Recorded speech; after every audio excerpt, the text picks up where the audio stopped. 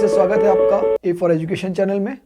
हम लोग कर रहे थे पॉलिनोमियल चैप्टर क्लास 10th का एक्सरसाइज 2.2 और इसका हमारा लास्ट पार्ट रह गया था क्वेश्चन नंबर 1 का। क्वेश्चन 1 का हमारा लास्ट पार्ट रह गया था, ठीक है ना। वो था हमारा 3x² - x - 4। इससे पहले हम ऑलरेडी 5 पार्ट कर चुके हैं और मैं उम्मीद करता हूँ आपको अच्छे से वो सब कुछ क्लियर हो गया होगा, अच्छे समझ में आ गया होगा, ठीक है। हमको करना क्या था, इसके अंदर हमको जीरोज ऑफ पॉलिनोमियल्स निकालने थे और उसके बाद हमारे को उनका रिलेशनशिप वेरीफाई करना था। मैंने आपको पहले की वीडियोस में भी बताया है, जो जीरोज होते हैं हम उनको रूट भी बोलते हैं, पॉलिनोमियल के रूट्स निकालना, ठीक है। और वो हमारे एक्चुअली में क्या होते हैं, अल्फा और बीटा की फॉर्म में होते हैं। ये हमारा क्वेश्चन जो है बिल्कुल उसी तरीके से हमने पहला और दूसरा क्वेश्चन किया, तीसरा क्वेश्चन किया, उन तीनों की तरह से है। हमारा चौथा पांचवा क्वेश्चन थोड़ा डिफरेंट था, बट ये क्वेश्चन बिल्कुल सेम है। तो चलिए स्टार्ट करते हैं क्वेश्चन करना। अब अपने आप ट्राई करना शुरू कीजिए, मैं बताता हूँ, या साथ में करते हैं। देखिए हमने पहले क्या किया था, इसको पहले हमें कन्वर्ट करना था इस इक्वेशन, इस स्टैंडर्ड फॉर्म में। तो ये हमारी फॉर्म क्या है, ax² + bx + c। तो ये हमारा इसी फॉर्म के अंदर ऑलरेडी है, ax² + bx x वाली फॉर्म और फिर c यानी कि एक कांस्टेंट टर्म।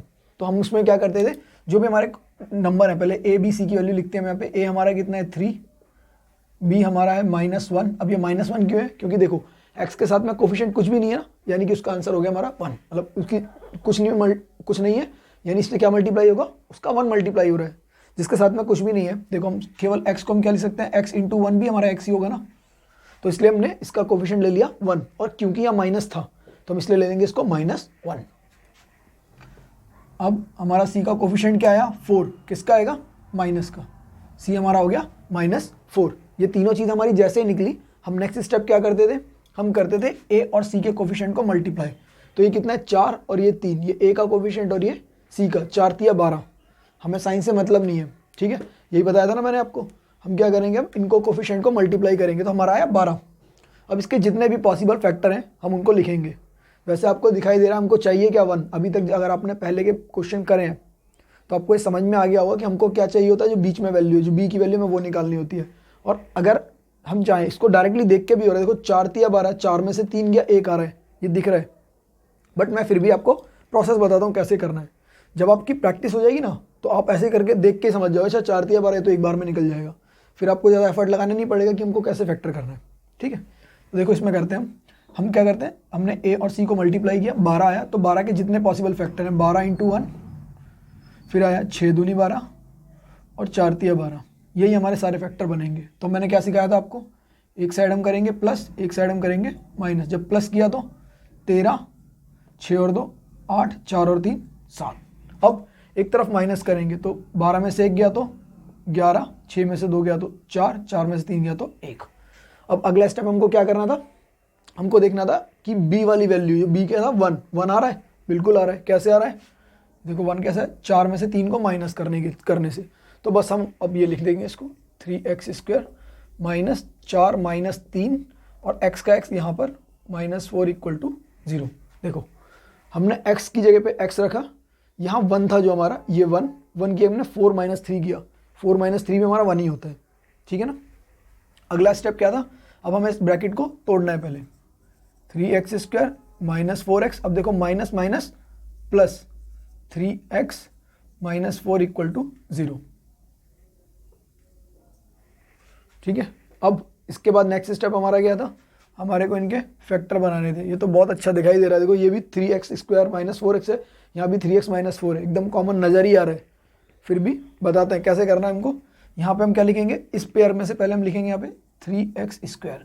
इसके फैक्टर क्या है, 3 × x × x, -4x के क्या होंगे, -4 × x। इसको वैसे ऐसे भी लिख सकते हैं क्योंकि ये दोनों को प्राइम नंबर है जो एक दूसरे के टेबल में नहीं आते, मगर एक इसे हैबिट बना लीजिए तो थोड़ा आपको आगे क्वेश्चन में दिक्कत नहीं होगी। 4 को लिखिए 2 × 2 × x, उससे आपको आगे के क्वेश्चन थोड़ा इजीली समझ में आएंगे, ठीक है, कैसे करना है।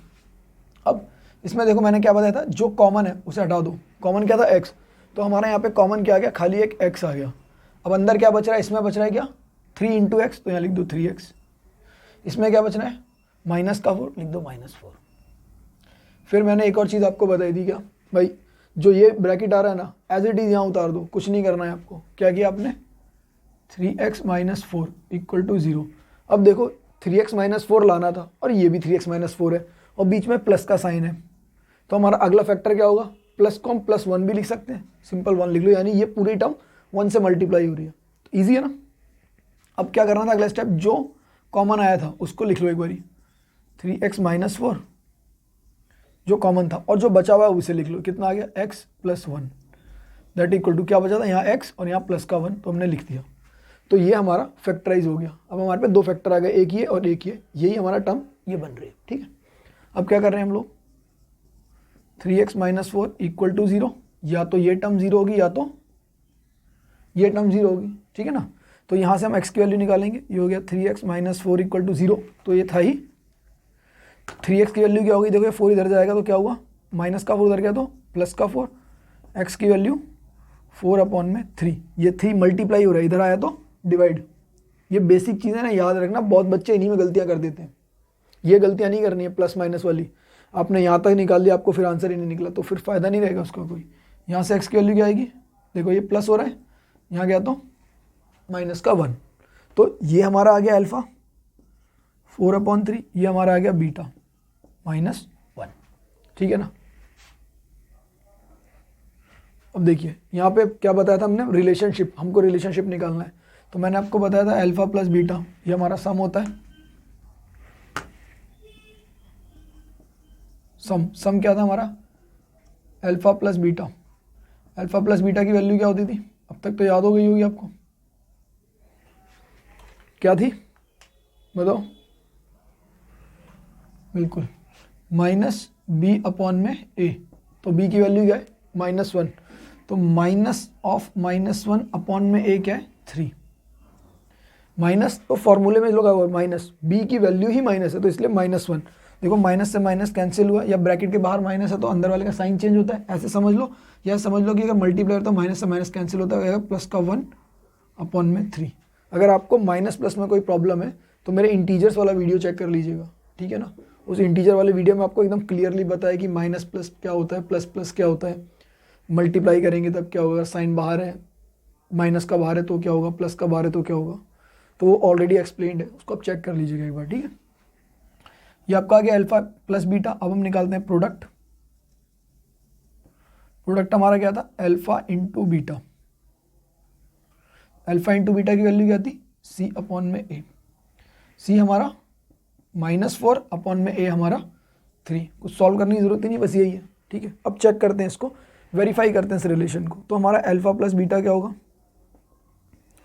4/3 + -1। अब इस -1 को हम -1/1 भी लिख सकते हैं ना, ठीक है। तो ये हमारा क्या हो गया, देखो 4/3 -1/1, एलसीएम लो, क्रॉस मल्टीप्लाई, तो ये तो 4 ही रह गया, ये हो गया 3, तो ये हमारी वैल्यू क्या होगी 4 - 3/3, जिसका हमारा आंसर हो जाएगा 1/3। देखो यही था ना हमारा 1/3, सेम हो जाएगा। अब हम निकालते हैं अल्फा × बीटा। अल्फा × बीटा क्या था, अल्फा की वैल्यू थी 4/3, बीटा की वैल्यू थी -1। -1 से मल्टीप्लाई करोगे तो इसको भी चाहे तो आप ऐसे लिख लो, तो आपको समझने में अंडरस्टैंडिंग में ईजी होता है, 1/1 लिख सकते हैं ना इसको, तो ये ऊपर मल्टीप्लाई ये नीचे मल्टीप्लाई, तो -4/3। देखो 4/3 मतलब -4/3 ये आ गया, और जो ऐड किया तो 1/3 यहाँ आया, और ऐड किया तो 1/3 यहाँ आया, यानी कि हमारा जो रिलेशनशिप था वो वेरीफाई हो गया। मतलब जो हमारे सम की वैल्यू थी और जो प्रोडक्ट की वैल्यू थी वो हमने जब रूट्स निकाले उससे भी सेम आई है, और जब हम जो डायरेक्टली निकालते हैं उससे भी हमारी सेम आई है, ठीक है। तो आई होप आपको समझ में आ गया, और क्वेश्चन बहुत ईजी है, ठीक है। देखो एक बार दोबारा बताता हूँ, ये तो बहुत ईजी क्वेश्चन है, पिछली बारों के मुकाबले तो बहुत ईजी है। इसके अलावा अगर कोई और भी पूछता है, उनको करने का तरीका यही है। देखो मैं तरीका बताता हूँ, क्या था, सबसे पहले हमने इक्वेशन को इस स्टैंडर्ड फॉर्म के अंदर लिखना होता है, हमने लिखा, जैसे ही स्टैंडर्ड फॉर्म में आया तो हमने उसको क्या किया, अब हम करते हैं जो a है हमारा और जो c है, इनकी वैल्यू लिख ली हमने, a b और c की वैल्यू हमने लिख ली। a होता है हमारा x² का कोफिशिएंट, b होता है हमारा x का कोफिशिएंट, और c होती है हमारी कांस्टेंट टर्म, ठीक है। अब हमने अगला स्टेप क्या किया, हमने क्या किया, a और c को मल्टीप्लाई किया, 3 और 4 को मल्टीप्लाई किया, उसके फैक्टर आ गया, उसका मल्टीप्लाई आया 12। अब उसके जितने पॉसिबल फैक्टर है वो कर दो, जैसे कि 12 × 1, 6 × 2, 4 × 3। नेक्स्ट स्टेप में हम क्या करते हैं, अब हमको करना है, एक तरफ हम प्लस करते हैं, जैसे 12 + 1 13, 6 और 2 8, 4 और 3 7। एक साइड में हम माइनस करेंगे, 12 में से 1 गया तो 11, 6 में से 2 गया 4, 4 में से 3 गया तो 1, बस एक चीज़ का ध्यान ये रखना है, माइनस करना है, हमको ये नहीं देखना कि इसमें माइनस प्लस नहीं लगाना, हमको बस माइनस करना है, बड़े में से छोटे को घटा दो। अब फिर हमको अगला चेक करना है कि जो b की वैल्यू थी, b की वैल्यू क्या थी, यहाँ पे 1 अकेला था, यहाँ पे 1 था, 1 आ रहा है किसी तरीके से, पक्का आएगा, कहीं भी ढूंढो कुछ ना कुछ फैक्टर आएगा ही आएगा। 4 - 3 किया 1 आया, तो बस वही लिख दो 4 - 3, 1 किएगा 4 - 3 लिखा, पूरी इक्वेशन वैसी रख दी। ठीक है, अब इसको ब्रैकेट को ब्रेक किया तो 3x² - 4x minus minus plus का 3x माइनस का 4 दैट इज इक्वल टू 0। ये हमारा आंसर आ गया। अब अगला स्टेप हमको इसको पेयर बनाना है, पहले दो और लास्ट के दो, और उसमें से जो कॉमन आ रहा है वो निकाल सकते हैं। ऐसे तो यहाँ पे देख के भी हमको पता लग रहा है कि भाई देखो इसमें x कॉमन आ रहा है और कुछ है ही नहीं, मगर अगर फिर भी समझ में नहीं आएगी कॉमन कैसे निकलता है तो उसके लिए हमने ऐसे कर रखा है। कैसे? 3x² को तोड़ लो 3 × x माइनस 4x को तोड़ लो -2 × 2 × x, और हमेशा ट्राई करना कि प्राइम फैक्टर बनाओ। प्राइम फैक्टर मतलब जो प्राइम नंबर होते हैं। प्राइम नंबर क्या होते हैं? जो अपने अलावा किसी और से डिवाइड नहीं होते हैं, ये अपने टेबल में ही आते हैं। ठीक है, इसकी भी वीडियो ऑलरेडी हमने कर रखी है, देख लेना आप लोग। अब 3x - 4 इक्वल टू, सॉरी यहाँ पे हम लोग फैक्टर बनाया, x यहाँ से कॉमन है, जो कॉमन है उसको काटेंगे तो वो कॉमन इधर आ गया, जो अंदर बचा क्या बचा, यहाँ 3x - 4 यहाँ लिख दिया। फिर मैंने क्या बताया, ये सेम का सेम यहाँ पे कॉपी पेस्ट कर दो। ठीक है, ये कॉपी पेस्ट किया तो देखा भाई 3x तो यहाँ भी है, -4 यहाँ भी, कुछ बचा ही नहीं, बीच में प्लस का साइन था तो प्लस, और लगा दो यहाँ पे 1, क्योंकि अगला फैक्टर 1, क्योंकि 1 से मल्टीप्लाई करेंगे नंबर सेम रहेगा। अब जो ब्रैकेट के अंदर आया था उसको पहले लिख लो, फिर जो बचा हुआ है जैसे x + 1, अगर माइनस होता तो -1, जो भी साइन है उस साइन के साथ में लिख लो। तो ये दोनों हमारे बन गए फैक्टर, ये एक फैक्टर, ये दूसरा फैक्टर बन गया हमारा। अब क्या करना है, हमको करना है इसके इक्वल टू 0 और दिस इक्वल टू 0। भाई दोनों चीज़ें हमारी 0 के बराबर होगी, ये भी इक्वल टू 0 और ये भी इक्वल टू 0। ठीक है, तो हम क्या करेंगे, पहले x की वैल्यू निकालेंगे, तो 3x - 4 इक्वल टू 0, तो 3x क्या हो गया, इक्वल टू माइनस का इधर गया तो हो गया प्लस, प्लस का 4। अब x यहाँ पे है तो ये 3 यहाँ मल्टीप्लाई हो रहा है, इधर आ गया तो डिवाइड हो गया। ठीक है, ऐसे यहाँ से निकालेंगे तो और ईजी है, ये x + 1 उधर गया तो x इक्वल टू, ये प्लस का 1 उधर जाएगा तो -1 हो जाएगा। ठीक है, तो ये हमारा अल्फा हो गया, ये हमारा बीटा हो गया। अब हम क्या करेंगे, रिलेशनशिप फाइंड आउट करेंगे। रिलेशनशिप क्या होता है, सम दिया हमारे को अल्फा प्लस बीटा, क्या होता है सम, -b/a, तो b की वैल्यू थी -1, तो माइनस ऑफ -1 इज 1 अपॉन में a यानी 3, 1/3 आ गया आपका। फिर आपने किया प्रोडक्ट होता है आपका अल्फा इंटू बीटा, वो होता है हमारा c/a। c कितना है हमारा -4, a कितना है हमारा 3, तो -4/3 हमारा आंसर हो गया। ठीक है, अब इसको वेरीफाई करते हैं, तो वेरीफाई किया हमने, कहाँ किया हमने, किया alpha plus beta. Alpha plus beta हमारा क्या होता है, ये अल्फा था ये बीटा था, दोनों को ऐड कर दो, सिंपल एडिशन है।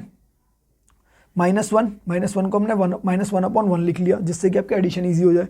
तो यहाँ पे क्या एलसीएम लेना पड़ेगा, तो 4 × 1 4, 3 × 1 3, बीच में साइन माइनस का है तो माइनस लगा रखा दो। फिर 4/3 क्या होता है 1/3, देखो ये भी 1/3 और ये भी 1/3, क्वेश्चन एकदम सही हो गया। नेक्स्ट पार्ट पे हो, अल्फा इंटू बीटा, तो ये हो गया अल्फा था 4/3, ये था -1, तो -1 को फिर लिखा -1/1, 4 × -1 इज 4, 3 × 1 इज 3, तो ये भी हो गया -4/3। ठीक है, तो देखो ये भी -4/3, ये भी -4/3, तो alpha into beta equal to alpha into beta, alpha plus beta is equal to alpha plus beta, हमारा रिलेशन भी निकल गया। ठीक है, देखो ये फैक्टर निकालना आपको आना चाहिए, ये इंपॉर्टेंट है क्योंकि ये आपके आने वाली क्लासेस में भी बहुत काम आने वाले हैं। काफ़ी जगह पे आपको फैक्टर्स की ज़रूरत पड़ेगी, तो ये पार्ट जो है ना ये करना बहुत इंपॉर्टेंट है। और एक बार आपने ये सीख लिया तो आपको ये करने की जरूरत नहीं पड़ेगी, मन में भी बना सकते हैं। 3 × 4 कितना है 12, 12 के फैक्टर यही लिखे पड़े, 4 × 3 यहाँ पे लिख लो, 4 - 3 काम हो गया।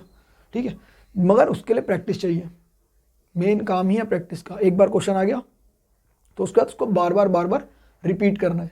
ठीक है, ऐसा नहीं है कि क्वेश्चन कर लिया एक बार कि भाई ओवर कॉन्फिडेंस में आ गया, अब तो कर ही लेंगे, नहीं, उसकी प्रैक्टिस करो, रेगुलर प्रैक्टिस करते रहो तो एकदम अच्छे से पक्का हो जाएगा क्वेश्चन और सही नंबर दिला के जाएगा जितने आएंगे। और स्टेप सारे करने हैं, स्टेप खाने नहीं है, कोशिश करो कि थोड़ी स्पीड बढ़ाओ, स्टेप को कम से कम काटो, सारे स्टेप्स लिखते चलो। ठीक है, आई होप आपको क्वेश्चन अच्छे से समझ में आ गया होगा। तो हम फिर मिलेंगे। ए फॉर एजुकेशन चैनल में आने के लिए आपका बहुत बहुत धन्यवाद। एक बार फिर से स्वागत है कि आप इतनी दूर तक हमारे साथ चलें, सारे क्वेश्चन आपने किए। फिर मिलेंगे, ठीक है, अगले लेक्चर के साथ।